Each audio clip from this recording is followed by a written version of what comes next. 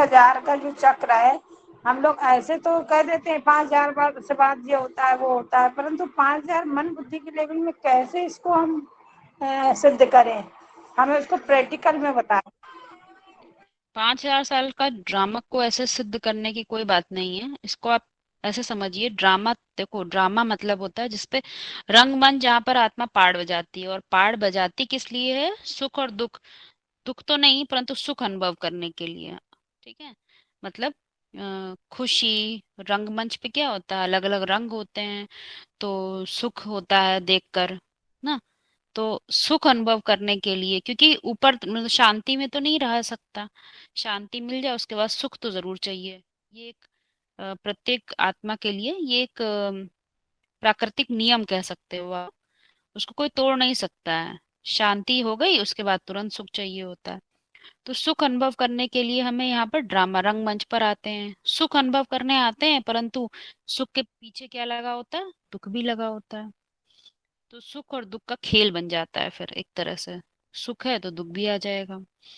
तो अब जैसे कि महावाक्य में बोला जाता है कि 2,500 वर्ष का जो हिस्ट्री है वो 2,500 वर्ष की मिलती है, किताबों से और तथ्यों से, सब चीजों से जितना भी पुराना जाया जा सकता है वो 2,500 वर्ष की मिलती है। तो हिस्ट्री में जब पुराना जाते हैं तो क्या बुद्धि में आता है? लड़ाई, राजाओं का एक दूसरे के प्रति युद्ध, एक दूसरे के प्रति द्वेष, कलह, यही सब दिन बुद्धि में आता है ना। बहुत शांति जैसी चीजें नहीं दिखाई देती हैं कि बहुत अच्छे से रह रहे हो, आनंद में रह रहे हो। ऐसा बहुत कम परसेंटेज में दिखाई देता है।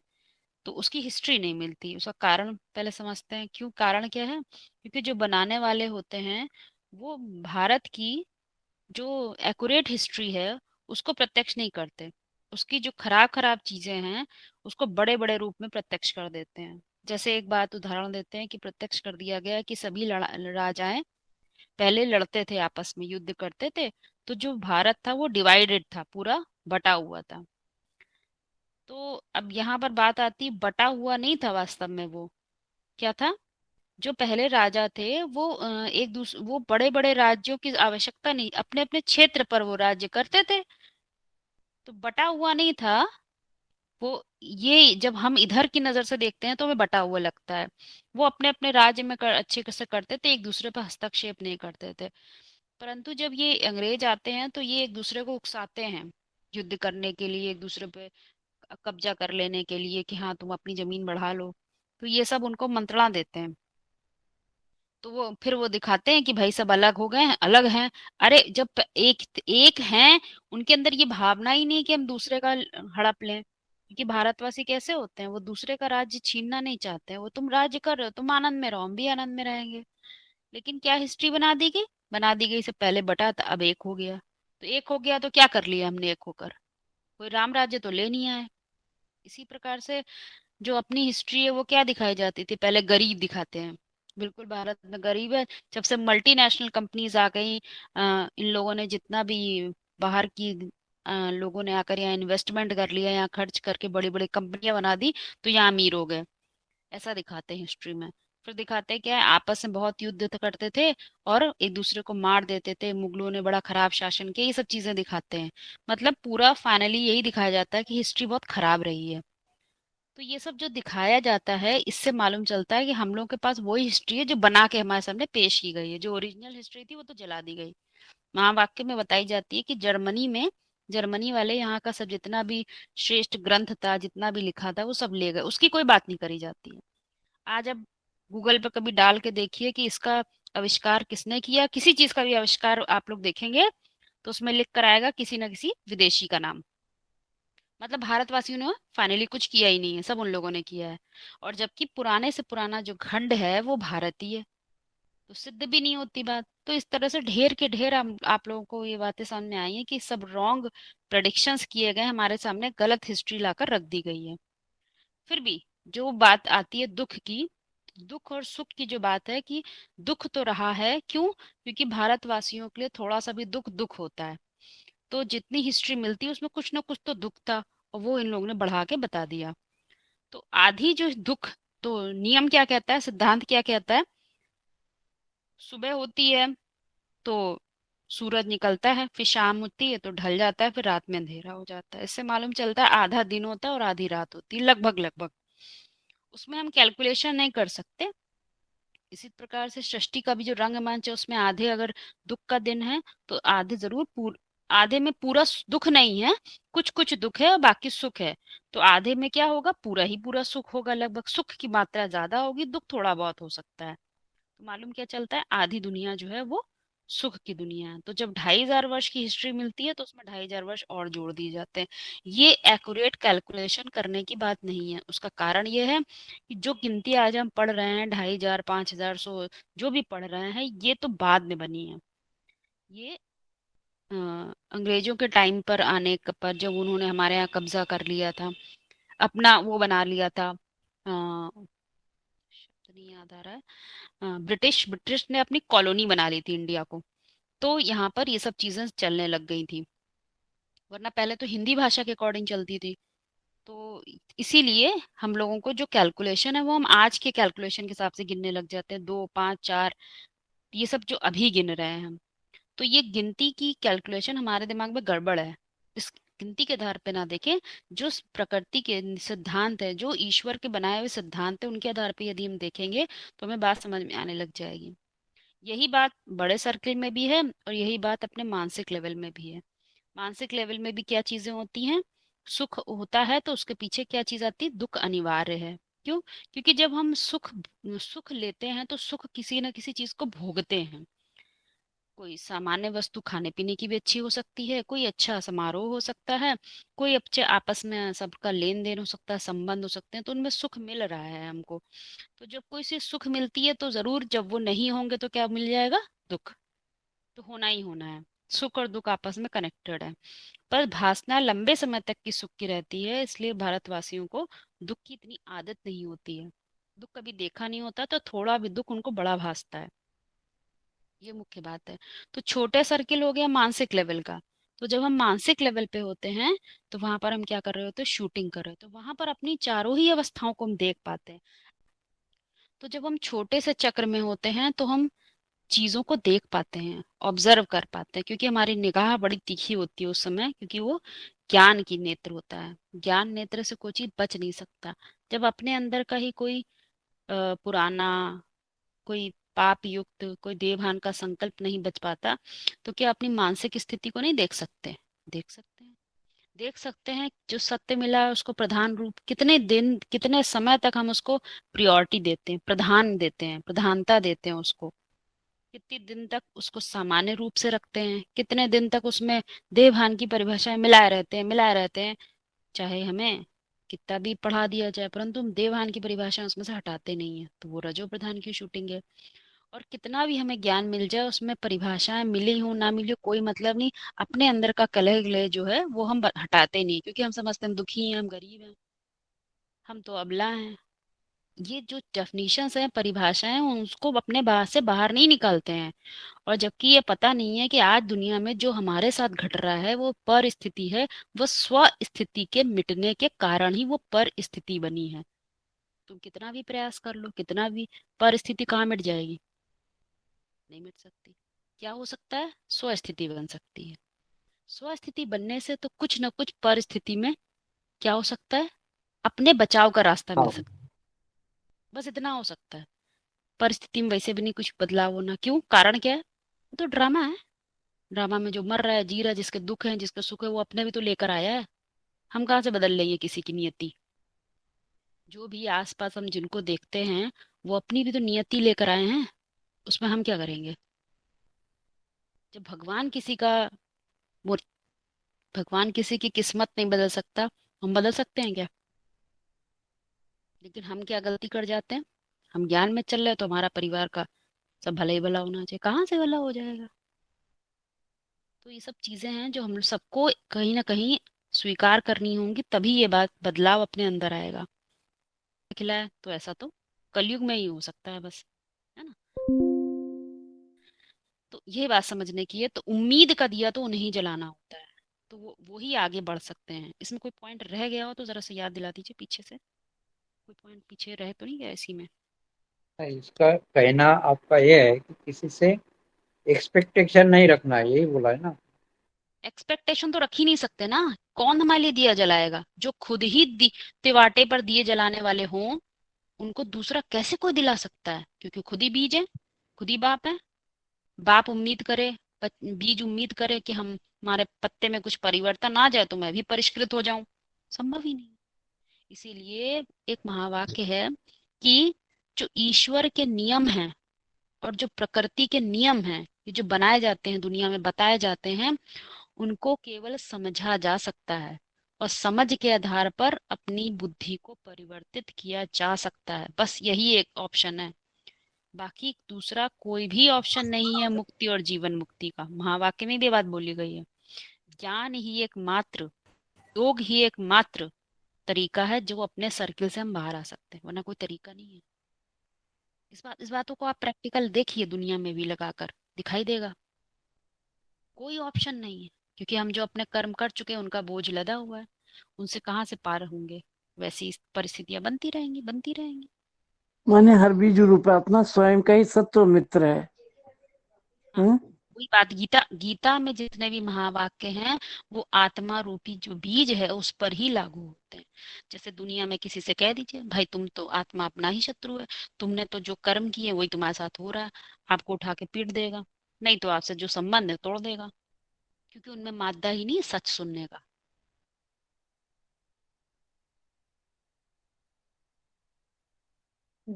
इसको ऐसे भी देखिए समझ सकते हैं, दया दया का आत्मा मन बुद्धि रूपी आत्मा दया कब कर सकती है? जब पहले अपने उसको अपने बीज होने का एहसास तो हो जाए कि हम बीज हैं, और अपने अंदर का रावण भी पता चल जाए कि हम, मेरे अंदर ही रावण भी है, मेरे अंदर ही राम भी है। तो तब वो दया कर सकती है कि रावण खत्म होके राम अपनी सीट पर सेट हो जाए। जब तक ये पता ही नहीं होगा, मतलब अर्जुन को ये पता ही नहीं होगा कि लड़ाई किससे करनी है, तो वो दुश्मन कौन है ये पता ही नहीं होगा, तो वो कैसे युद्ध के लिए तैयार होगा? तो यहाँ जैसे इसको ऐसे ही समझ सकते हैं, कोई दया मतलब क्या? दया माने कि जैसे हमने एंट्रेंस एग्जाम दिया, बाहर की दुनिया से एग्जाम पे ले लीजिए, हमने एंट्रेंस एग्जाम दिया, आईएएस का एंट्रेंस एग्जाम दिया, उसमें क्लियर कर लिया, एंड उसके बाद में फिर पढ़ा, एंट्रेंस अभी क्लियर करा है, उसके बाद में उस पोजीशन के लिए फिर पूरी पढ़ाई पढ़नी पड़ती है ना, जितने साल की, 2 साल 3 साल 4 साल जितने साल की पढ़ाई है, तब उसको सीट मिलती है ना, मान मर्तबा मिलता है, गाड़ी मिलती है, बंगला मिलता है, और जो जो भी सब कुछ मिलता है। तो अपनी सीट पे सेट होने के लिए उसको वो पुरुषार्थ करना पड़ता है, तो यही उसकी दया है। अगर उसने एंट्रेंस क्लियर कर लिया, उसके बाद पढ़ाई नहीं करी, तो क्या वो पूरा आईएएस बन पाएगा, अपनी सीट पे सेट हो पाएगा? नहीं हो पाएगा ना। तो यहाँ यही आध्यात्मिकता में यही है कि जब अपने अपने को शाश्वत सत्य स्वीकार कर लिया, हाँ हम बीज हैं, सारा ज्ञान मुझ बीज के लिए ही है, मैं ही अर्जुन हूँ, अपने को अर्जुन होना स्वीकार कर लिया कि सारा ज्ञान मेरे लिए ही है, मेरे ही अंदर राम भी है, मेरे ही अंदर रावण भी है। तो अब वो क्या दया करेगा? अब वो यही दया करेगा ना कि रावण समाप्त हो और राम अपनी सीट पे सेट हो जाए। उसके अंदर खुदी जग जाती है कि खुदी को कर बुलंद इतना, खुदा बंदे से आप पूछे, बता तेरी रजा क्या है। तो यही दया है। वो तभी होगा जब वो स्वीकार तो कर ले कि हाँ मेरे ही अंदर सब कुछ है, सीट मिल गई तो सीट पे सेट होना, उसके लिए जो पुरुषार्थ करना होता है यही दया है। इसको कृपा कह लो, दया कह लो, कृपा माना ही करो और पाओ। तो यही है कि उसको जब पता चल गया, स्वीकार कर लिया, तो जितना जितना करेगा वो उतना पाएगा। यही पुरुषार्थ है, यही दया है। देखिए 5,000 में 5,000 ही क्यों बोला, जो 5,000 वर्ष का ड्रामा भी कहा है, चक्र भी कहा है, तो 5,000 का ड्रामा, जैसे अगर पहले ड्रामा समझे तो शूटिंग होती है, तो क्यों 5,000 का बोला है? ड्रामा मतलब होता है जो माँ ड्रॉ कर ले, ड्रामा है प्रकृति के लिए बताया गया है, जो माँ ड्रॉ कर ले। तो 2 तरह की प्रकृति के आधार से मन कार्य करता है, क्योंकि ड्रामा शुरू ही होता है जब प्रकृति के साथ ड्रामा शुरू होता है, प्रकृति भी है तब ड्रामा शुरुआत होती है। तो मन जो है 2 प्रकार की प्रकृति के आधार पर कार्य करता है। एक है देहभान वाली प्रकृति और दूसरी है आत्मभान वाली प्रकृति। तो 5000 वर्ष में आधा समय तो देह भान आत्मभान वाली प्रकृति कार्य कर रही होती है और आधा समय देह भान वाली। तो जब देह भान वाली प्रकृति कार्य करती है तो वो है कैसी माँ है जहाँ पे गुरुत्वाकर्षण भी कार्य कर रहा है, मतलब सब चीज को ड्रॉ कर ले रही है। और एक है आत्मभान वाली, जब संपन्न स्टेज पकड़ते हैं आत्मभान वाली प्रकृति आ गई, आत्मभान वाला मैं, तो वहां पे क्या है, वो वाली प्रकृति जो है विड्रॉ हो जाती है, मन क्या हो जाता है, मर्ज हो जाता है। तो एक में ड्रॉ कर लेती है और एक में विड्रॉ हो रही है, तो ऐसे आधा आधा चक्र चल रहा होता है। और 5000 ही क्यों बोला, हज इसका वो है, हजार आया है हज शब्द से। तो हज जैसे मुसलमान लोग हज करते हैं तो बुद्धि को एकाग्र करते हैं काबा पे, तो वही बात है यहाँ पे, हज कैसे कर एकाग्र कहाँ है, सतयुग त्रेता में 5 ज्ञानेंद्रियों पर मन बुद्धि एकाग्र थी, और फिर द्वापर कलयुग में 5 कर्मेंद्रियों के कार्य में एकाग्रता बढ़ जाती है। तो ये उधर भी वहां पे भी 5 ज्ञानेंद्रियां थी और यहाँ पे 5 कर्मेंद्रियों पे एकाग्र हो गई, वहां 5 ज्ञानेंद्रियों पे। हज से हज इसका अर्थ निकाला गया है। तो इसका एक महावाक्य है, वार्तालाप पॉइंट है, हज शब्द कहाँ से आया, हिंदी में एक शब्द है हर्ज हो गया, तो फायदा नहीं हुआ, उसमें आधा रा लगा हुआ है हर्ज में, और वो कह देते हैं हज। मुसलमान लोग बोलने में तकलीफ हुई तो हज कह दिया। जो कच्चे देवताएं होते हैं इस्लाम धर्म में कन्वर्ट हुए, तो कन्वर्ट होने वाली आत्मा को अंत में जब भगवान प्रत्यक्ष होता है, पता पड़ता है, तो उनको लगता है ये तो हर्ज हो गई, नुकसान हो गया, फायदा नहीं हुआ, क्योंकि उन्होंने आधी बात स्वीकार करी, आधी नहीं स्वीकार करी, तो वो काहे हर्ज हो गई थी और पर धर्म में कन्वर्ट हो गए। तो इस आधार पे वो 5000 का है, वो 5 उधर वहां पे 5 ज्ञानेंद्रियों में एकाग्र रहे। तो यहाँ शूटिंग पीरियड में चक्र कैसे चलता है, तो ये देखना है कि देह भान आत्मभान जो मन है, 2 प्रकार का मन कार्य कर रहा है, 2 प्रकार की प्रकृति के आधार से, तो वो कैसे कार्य करता है, वो चक्र है। तो साइकिल चल रहा है, साइक्लिक प्रोसेस है ना, तो बड़ा सर्किल है वो, जो देह भान की परिभाषा काम कर रही है तो वो बड़ा सर्किल है, और फिर मानसिक सर्किल है, मानसिक लेवल पर छोटा सर्किल है। तो वहां पे चेक कर सकते हैं वो चक्र कैसे घूम रहा है। छोटे सर्किल में तो सब चीजें पकड़ लेंगे, समझ लेंगे, बड़े सर्किल में जब तक चल रहा था तब तक समझ नहीं पा रहे थे। और समझेंगे कब, छोटे सर्किल का भी कब समझेंगे, जब इन दोनों सर्किल से भी बाहर जो 3 स्टेजेस बताई थी, एक थी साक्षी और एक है क्षेत्रज्ञ और एक है क्षेत्र। तो क्षेत्र और क्षेत्रज्ञ के बाहर, मतलब ड्रामा से बाहर निकल आए साक्षी की, तब वहां पे देख सकते हैं वो सर्किल काम कैसे कर रहा है, चक्र कैसे घूम रहा है, उस समय ये समझ में आता है ये वाली बात। 2500 की जो सृष्टि है वो दुख की होती, क्या कारण होता है उसका, ज्ञान इंद्रियों के विषय तो होते हैं, परंतु हम वो ज्ञान इंद्रियों की बजाय उनको कर्म इंद्रियों पे ज्यादा महत्व देने लग जाते हैं। और यहाँ पर हमारे कर्म इंद्रियां भी हैं, कर भी रहे हैं, परंतु कर्म इंद्रियों से ज्यादा महत्व किसको दे रहे हैं, ज्ञान इंद्रियों को। क्योंकि जो ज्ञान एक विषय है, समझ एक विषय है, वो समझ तो हमारे अंदर से कनेक्टेड होता है ना। जब हम बाहर जीने लग जाते हैं, एक उदाहरण देते हैं, आप लोगों को शायद स्पष्ट होने लगेगा।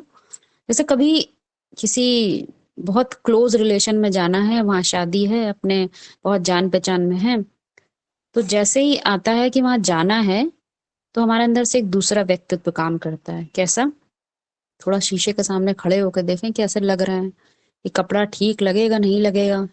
बाकी जगह जाना होता है तो इतना महत्वपूर्ण नहीं होता, परंतु जब कोई अपने क्लोज में जाना है तो कहीं ना कहीं ये भान आता है, और सभी को आता है। तो वहां पर हमारी ज्ञानेंद्रियां पीछे हो जाती हैं और कर्म इंद्रियां हावी होती हैं, ये होता है।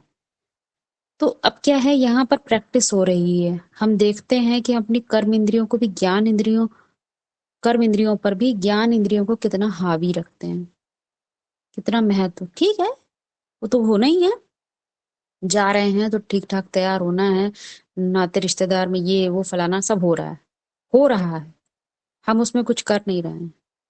परंतु ये बात कैसे साबित होगी, जब हमारा ज्ञान इंद्रियों का विषय तब भी कर्म इंद्रियों पे हावी रहे। ज्ञान इंद्रियों के विषय होते हैं, उनको इतना हावी होना चाहिए, इसीलिए बोला है ज्ञान कितनी पराकाष्ठा हो। पराकाष्ठा शब्द क्यों यूज कर देते हैं? क्योंकि जब हम कोई भी कर्म करते हैं तो कर्म इंद्रियों से ही करते, कर्म इंद्रियों के विषय भी होते हैं। अब हम परिवार में रह रहे हैं या हम किसी जगह कार्य कर रहे हैं, तो वहां पर हम जो व्यक्ति जिस पोस्ट पर हैं, जिस ओहदे पर हैं, हम मान लीजिए माँ के ओहदे पर हैं, हम माँ हैं किसी की, तो माँ का तो रोल है ही है ना, उसमें कर्म इंद्रियों के विषय हैं और आएंगे भी, परंतु इतने हावी ना हो कि ज्ञान इंद्रियों के विषय से चूक जाएं, ये नहीं होना चाहिए। इसीलिए एक बात बोली है, एक महावाक्य से बोला है, अपने अस्त्र शस्त्र तैयार रखो, चूको नहीं किसी बात में। हम कभी कभी इतने बेपरवाह हो जाते हैं कि जैसे कि हम सब मिल रहा है, खा रहे हैं, पी रहे हैं, जीवन चल रहा है, कोई ध्यान नहीं है अपने ऊपर, किसी प्रकार की भी कोई सतर्कता नहीं रखते कि इस समय हम शूटिंग कर रहे हैं। ये बात की सतर्कता से चूकते हैं तो ड्रामा भी कहता है तुम चूक रहे हो हम भी चूकेंगे। तो ये बहुत समझने की बात है। सब कुछ अच्छा हो रहा होगा, दिखने में बहुत अच्छा होता है, सब मिल रहा है, सब बहुत प्यार दे रहे हैं, सब कुछ हो रहा है, परंतु फिर भी हमारे ज्ञान इंद्रियों के विषय चूके ना, वो इतने हावी रहे, उनकी पराकाष्ठा से ऐसी स्थिति हो कि हम दुनिया देख रहे हैं और दुनिया सब कुछ हो रहा हो, लेकिन फिर भी हम वही देख रहे हो जो हम देखना चाह रहे हैं। ये नजर चाहिए, जिसको बोला है शिव बाबा की दृष्टि से ही सृष्टि सुधरेगी। हमारी दृष्टि यदि व्यवहारिक हुई, यदि दैहिक हुई, तो सुधर नहीं सकती। क्योंकि अक्सर ऐसा होता है, प्रायः ऐसा हमारे होता है बुद्धि से जब उसमें इन्वॉल्व ना हो। वो तो पहली ही लाइन है, इन्वॉल्व हो ही नहीं चाहे होने। और अक्सर ऐसा होता है कि जब हम ड्रामा प्ले करते करते ड्रामा तो भूल जाते हैं, हम ड्रामा ही, जैसे कहते हैं ना, ड्रामा में ही पार्ट बजाने वाले ही वो ही हो जाते हैं। ये भूल जाते हैं कि हम आत्मा है। अपनी चैतन्यता को, इतनी चैतन्यता में, जैसे कहते हैं ना, चैतन्यता कम हो जाती है, दीपक में घी जो है कम हो जाता है। तो ये सब जो विषय हैं ये बहुत समझ के है, तो हमें आसानी से देते हैं ज्ञान इंद्रिय कर्म, परंतु वो दोनों कोई अलग नहीं है। देखना है कि हम किन विषयों पे ज्यादा जोर दे पा रहे हैं। अब ऐसा तो है नहीं कि ज्ञान इंद्रियों के विषय के कार्य कर रहे हैं तो कर्म इंद्रियों का करेंगे ही नहीं। मुकर्रर रथ का पता नहीं है। अभी सभी को मुकर्रर रथ और टेम्परेरी रथ में अंतर तो मालूम चल गया है, परंतु ये पता नहीं चला कि मेरा मुकर्रर रथ क्या है। किसी को ये मालूम चल जाए एक बार मैं तो राजा का बच्चा हूँ, मैं कॉमन मैन नहीं हूँ, तो उसके जितने भी सोच होगी, पहले पहले सोच ही बदल जाएगी। कितना भी पैसा कम हो, भीख नहीं मांगने जाएगा किसी से। तो क्या बदल गया? देह भान, वो कॉन्शियसनेस अंदर से चेंज हो रही धीमे धीमे। तो ये सब बातें जो है अपने ऊपर हम लोग को देखिए, थोड़ा ज्यादा सब कुछ होगा, लेकिन वो कुछ ना कुछ तो लगाना ही पड़ेगा, क्योंकि इस सर्किल से, इस चक्र से बाहर आना है। मान लीजिए आज है कल नहीं रहेंगे, शरीर छूट गया, तो क्या कितनी पढ़ाई का रिजल्ट निकल पाया? नहीं निकल पाएगा। तो कम से कम अपने मुकर्रर रथ मतलब मैं वो रथ, वो देभान, वो कॉन्शियसनेस हमारे अंदर, जिस चेतना के स्तर पे हम हमेशा ही जिंदा रहे हैं, हमेशा ही 84 जन्मों में हमने उसी भान के आधार पे, क्या 84 जन्मों के में इस भान के आधार पे पाठ बजा सकते हैं कि हम अबला नारी हैं? पाठ बज ही नहीं सकता है भाई। नहीं बच सकता। वो बस एक ही जन्म में हो सकता है, कलयुग के अंत में खत्म हो जाएगा। तो फिर हम किस आधार पे रोल प्ले करेंगे बताइए? वो भान भी तो अभी याद आना चाहिए। घुड़सवार घुड़सवारी करने जा रहा है, उसे ये चीज ना भान हो कि मैं राजा का बेटा हूं, तो उसके घुड़सवारी करने में कैसा सिपाही की तरह घुड़सवारी करेगा। घोड़े पे तो बैठेगा, सब कुछ होगा, लेकिन उसके अंदर जो भान है, मैं तो सिपाही हूँ, राजा का भान रहेगा ही नहीं। और राजा का भान आया हुआ होगा तो घोड़े पे बैठेगा, लेकिन उसके बैठने का तरीका, उसके चलने का तरीका अपने आप बदल जाता है। ये सब प्रकृति के सिद्धांत है, ये नियम है। इसीलिए महावाक्य में एक बात बोली है, तुम मुझे याद करो, तुम मुझे याद करो, इस स्मृति में मेरी जो सत्य है, परम सत्य को बुद्धि में रखो, तुम्हारे काम मैं करूंगा। तो जब काम करने की बात है तो इस दुनिया वाले काम नहीं है, तुम्हारे भान को जिंदा रखता हूँ, तुम्हारी उस कॉन्शियसनेस को जिंदा रखा हूँ कि तुम छोटे छोटे कामों के लिए पैदा नहीं हुए इस दुनिया में। तुम्हारा काम बड़ा है, तुम काम छोटे करने लगे, इसलिए तुम्हारे अंदर परिस्थितियां आ गई। क्योंकि परिस्थितियां आई इसलिए होती हैं, स्वस्थिति में लौटो। तुम इसलिए नहीं बने हो, तुम अपने मूल काम करो, लेकिन हम करते नहीं हैं। तो इसीलिए परिस्थितियां बढ़ती चली जाती हैं। ड्रामा में यही तो होता है। आप ड्रामा में यही चीज होती है, वो बड़ा रूप लेता है, विकराल रूप कौन लेता है? विलन बड़ा रूप लेने लग जाता है। इतना बड़ा लेता है तो फिर उस जो हीरो पार्टधारी होता है उसे अपनी सब कुछ दांव पे लगाना पड़ता है, तब कहीं जाकर वो हीरो पार्टधारी ही मुकर्रर रहते हैं। इस बात पे समझिए।